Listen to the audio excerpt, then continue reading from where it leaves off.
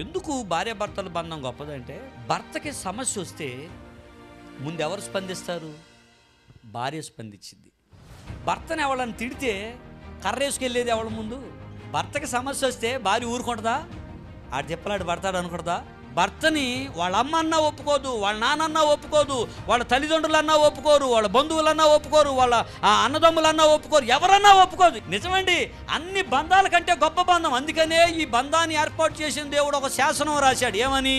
ప్రతి పురుషుడు తన తండ్రిని తల్లిని విడిచిపెట్టి ఎవరిని హత్తుకుంటాడు?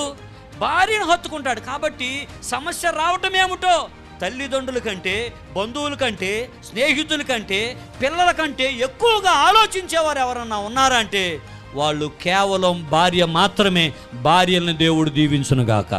భార్య భర్తల బంధం ఎంత గొప్పదో అంతకంటే దేవుని బంధం చాలా గొప్పది.